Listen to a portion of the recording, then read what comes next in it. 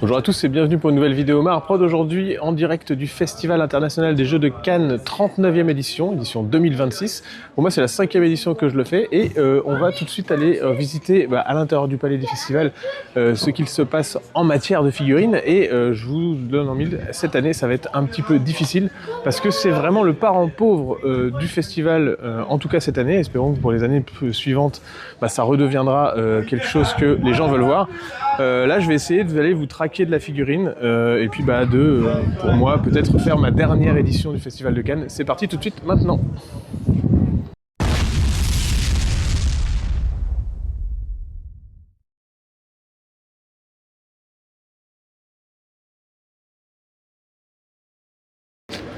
Bon alors là on est le premier jour du Festival international des jeux de Cannes 2026. Moi personnellement c'est la 5e édition comme je vous ai dit en intro de la vidéo.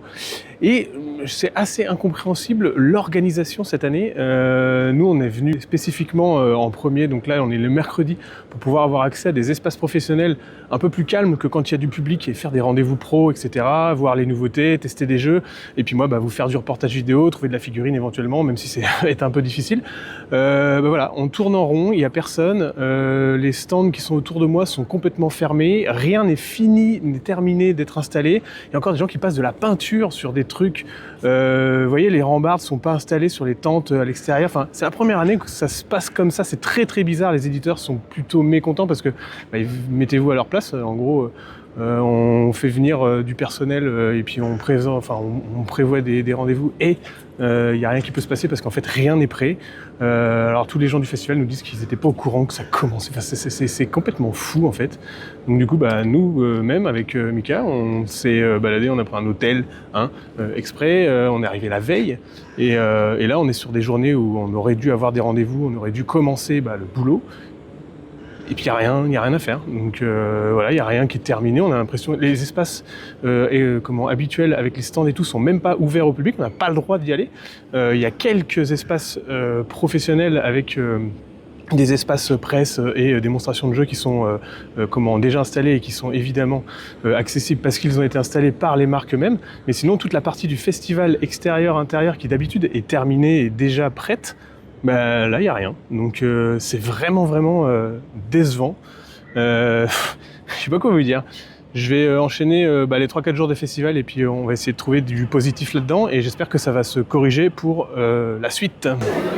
Bon alors on va se diriger tranquillement vers le premier niveau, donc le niveau -1, qui est la rotonde, l'espèce d'éventail principal où seront l'essentiel de tous les éditeurs et de tous les jeux. Les deux autres espaces étant un tout petit peu plus petits, je commence par ici.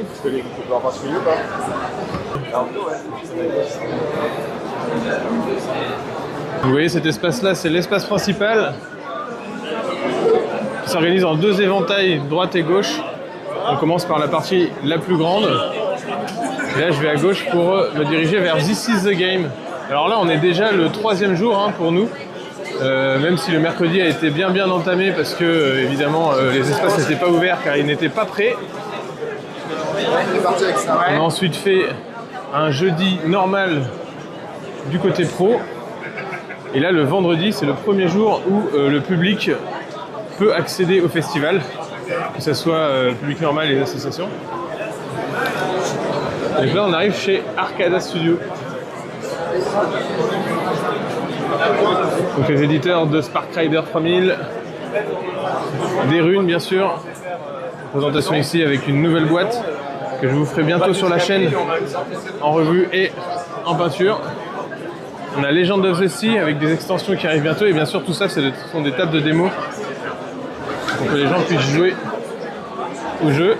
Et petite nouveauté cette année, cette fois donc pour Legend of the Sea, le dernier pledge, si vous avez souscrit à la campagne de financement et ce pledge-là vous donne droit avec le pledge manager à une nouvelle extension pour avoir le bateau en relief et en médium. Ouais, faut avoir. Il y a le dragon si tu veux. Ouais. Et donc dans la boîte d'Irune, il va y avoir une grosse nouveauté, ça va être... Pardon. Le dragon qui est ici, est vraiment une grosse figurine.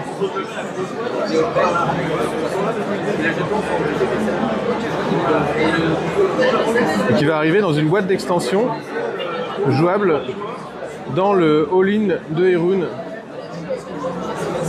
Cette grosse boîte violette que vous voyez ici. Alors dans la grosse boîte violette, il y a toutes les extensions qui sont sorties de Hyrule depuis la création du jeu. Et le dragon va venir dans cette nouvelle boîte en plus. Et donc la boîte The Dragon Urn.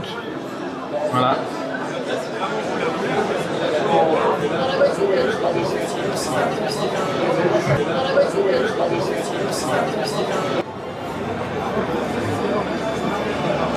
Et là on va se diriger vers This is the Game. Donc à une époque, à cet endroit-là, il y avait du Conquest, mais cette année, vous pouvez toujours chercher, il n'y a absolument rien. En fait, on est un peu perdu cette année niveau jeu de figurines parce que c'est beaucoup plus clairsemé qu'auparavant.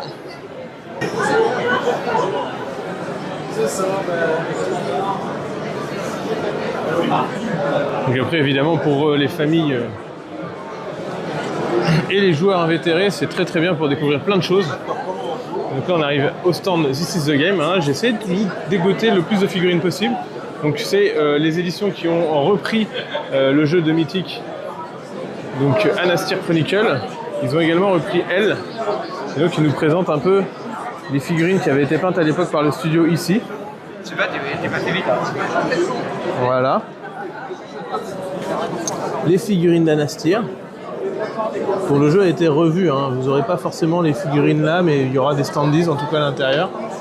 Et leur nouveauté c'est à la fois donc Mighty Shot que vous voyez ici en bas, et puis Naruto Battle Shippuden. Naruto Shippuden Battle, comme vous voulez.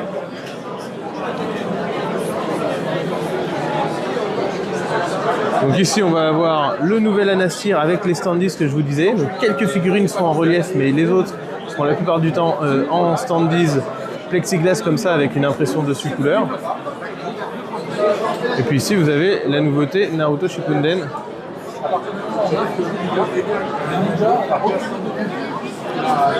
Qui est donc un jeu de plateau avec figurines.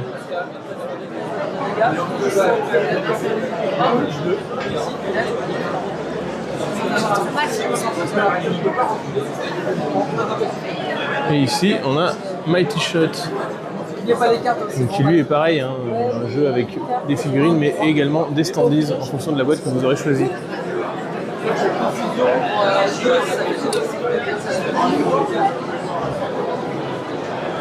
À part quelques petites créations où il peut y avoir de la figurine de temps en temps, c'est à peu près tout ce que je vous aurais trouvé sur le festival. Et donc suite des événements à cet étage, on va pouvoir aller voir l'association, la compagnie du Graal, qui eux sont là pour présenter toutes leurs activités associatives. Heureusement ils ne payent pas leur stand, mais ça veut aussi dire que les marques qui peuvent les rejoindre sont un petit peu plus restreintes. Et en tout cas qu'elles ne peuvent pas faire de vente sur le salon. On va se diriger vers la deuxième partie de l'éventail. Vous voyez qu'il y a beaucoup de monde, hein, au niveau circulation, ça bouchonne. Et encore, on n'est que le vendredi, donc vous imaginez bien que le week-end, samedi, dimanche, avec les enfants et les familles, c'est encore beaucoup plus chargé. Donc il y a beaucoup d'éditeurs que vous pouvez connaître, hein, la boîte de jeux, les éditeurs de Malia donc. Et pour ceux qui connaissent un peu l'organisation du festival, donc le gros éventail du bas, au niveau du niveau -1, il y a toujours une zone un petit peu plus calme si on va par là, qui est en bas, vraiment en bas de la raquette. Si on a un répliquant qui sont présents sur de nombreux salons, j'en ai fait pas mal avec eux, qui sont donc des fournisseurs de dés, de boîtes à dés. Donc là vous voyez le niveau du sonore a dû baisser parce qu'en fait on est sur une partie un peu plus calme, souvent presque même un peu plus vide, certains stands n'arrivant que pour les week-ends. Parce qu'on est sur les stands des associations, donc il faut du monde pour pouvoir les tenir. On a une espèce d'exposition ici qui rappelle les origines du festival avec toute une chronologie et des histoires. J'arrive du côté de l'association Graal qui va nous présenter des jeux de figurines, mais du moins ce qu'ils ont pu acheter, quoi. La compagnie des trolls avec le tunnel et le Graal. Là on a des peintres, un petit peu de présentation de leurs activités. Voilà, on va avoir du Conan, de Monolith. Monolith qui n'était pas présent sur le salon cette année, donc ça fait déjà un manque au niveau figurines.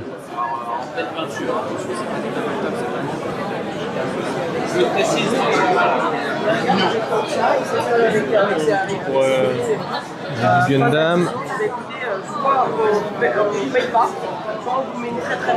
Et donc Holomoc, comme je vous disais, qui a été invité sur le salon par l'association du Graal, avec leurs superbes figurines, et qui ne peuvent être qu'en présentation, ils ne peuvent pas vendre. On a un petit peu de Lego pour ceux qui sont à fond sur les mocs. Et là on a les jeux qui sont joués par l'association et qui sont peints par les peintres, qui sont présentés sur place, mais pas réellement du jeu de figurines. Alors à l'arrière ils ont quand même posé quelques tables de démo pour ceux qui veulent tester le jeu de figurines, ça c'est vraiment un gros plus. Par exemple ici on va avoir du Warcry sur les deux tables, là-bas peut-être un petit peu plus des jeux d'escarmouche du type Frostgrave ou ce genre de choses. Et puis là on a encore une table de démo de peinture avec des exemples de ce qu'on peut faire en initiation et tout ça dans le club. Donc bravo à ce regroupement de clubs.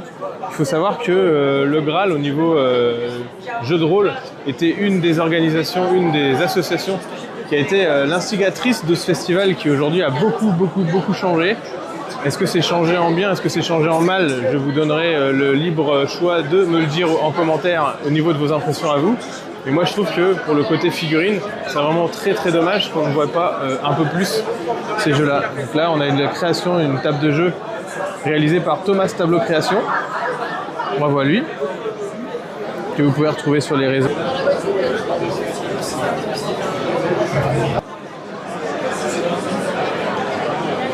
Messieurs, bonjour.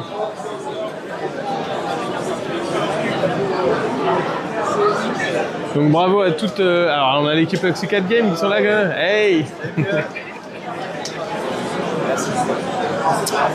Et moi, je m'en vais repartir vers les étages pour vous montrer le reste de ce que j'ai pu trouver en figurine. C'est parti. Alors voilà, là on est à l'étage Rotonde, qui est un gros espace vraiment trusté par Asmodée qui fête les 30 ans de la boîte. Et donc du coup, il y a plein de jeux phares qui sont présentés ici spécialement. Et puis on arrive sur la partie un tout petit peu figurine, il faut vraiment la chercher, qui est derrière des panneaux bien cachés dans un coin ici. Donc c'est les seuls jeux de figurines que vous verrez au moins de chez Asmodée. Donc Star Wars Légion, Star Wars Shatterpoint, Zombicide 2e édition. Il y a également du Marvel Crisis Protocol évidemment. Et puis la nouveauté c'est cette présentation-là, Mistling Academy. Donc qui est donc une sorte de mini-jeu où vous voyez les extensions qui seront disponibles ici. Alors petit point positif, cette extension-là que vous voyez juste là, elle est très peu chère, elle sera sortie en magasin au prix de 15 €. Et pourquoi je vous en parle? Parce que même si c'est un jeu de plateau, il y a quand même quelques figurines qui sont certes un petit peu chibi, un petit peu simplistes, mais voilà, il va y avoir plusieurs sortes de boîtes avec à chaque fois deux personnages à l'intérieur qui vont vous permettre de jouer des parties. Et apparemment, il y aura aussi un pack complet à partir de 150 € je crois. Et donc après, bah, c'est quelques pauvres tables de présentation, il faut le dire. Il y a une table de présentation par jeu, une petite vitrine ici, avec les figurines que vous avez certainement déjà vues si vous avez fait des salons, c'est les figurines de démo. Star Wars Légion et Star Wars Shatterpoint. Un petit peu de Marvel Crisis Protocol ici. Du Star Wars Légion en présentation de boîte là. Mais sinon, c'est quand même très édulcoré, hein, comme vous pouvez le voir. Ah, on a un autre youtubeur ici qui veut certainement tester ce nouveau jeu. Je vais aller le rejoindre tout à l'heure. Voilà, c'est très centré sur ce nouveau jeu-là, au niveau des tables de jeu. Et puis, bah, quand même une table de Marvel Crisis Protocol et du Zombicide là. Donc, pour cette partie rotonde, ce sont les seuls 4 gros jeux de figurines que vous pourrez trouver. Juste derrière les panneaux, je vais aller vous y emmener. Vous pourrez quand même trouver on va dire, du jeu de plateau à figurines, hein, mais qui reste très restreint. Donc vous avez du Seigneur des Anneaux,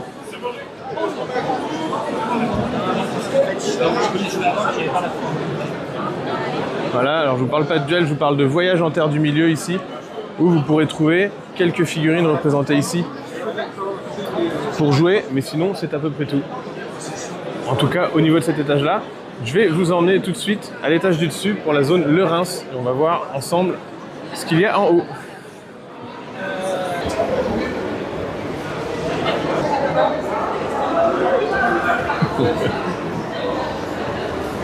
Et nous voilà arrivés au dernier étage de la manifestation. Donc c'est encore une autre rotonde qui est au-dessus de l'autre. Celle-là étant un tout petit peu plus petite avec des terrasses tout autour et un espace de restauration à l'extérieur avec également une sorte d'escape game à base de miroir qui est en jeu phare cette année à l'extérieur. Et puis là, il y a d'autres jeux à découvrir. Donc voilà, avec les différents éditeurs, les jeux très connus du genre Doubles et tout ça. Il y a un jeu là-bas, Monkey Palace, qui est avec des figurines Lego.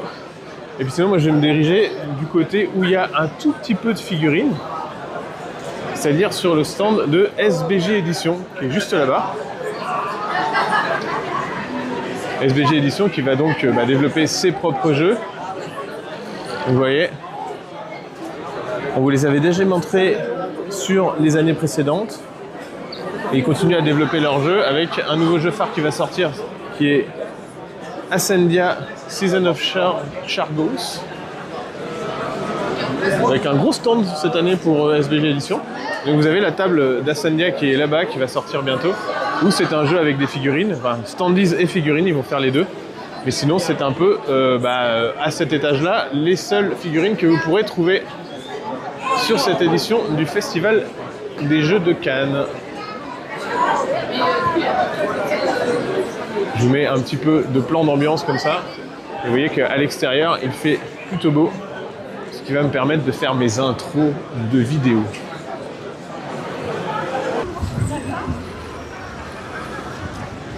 Une petite vue du palais et des marches du festival. Normalement recouvert de rouge pour le film, mais du logo Asmodée pour le Fige.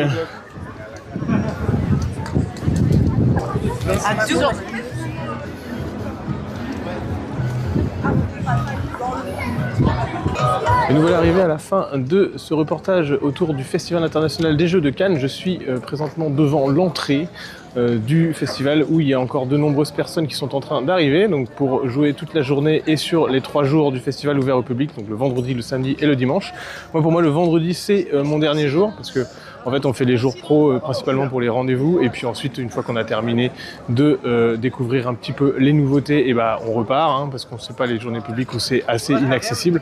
Malheureusement cette année ça aurait été un festival très en demi-teinte pour la figurine. C'est malheureusement plus la peine d'y aller. Moi, ce sera mon dernier festival jusqu'à temps que je peut-être trouve un intérêt à y retourner si la figurine est de nouveau représentée.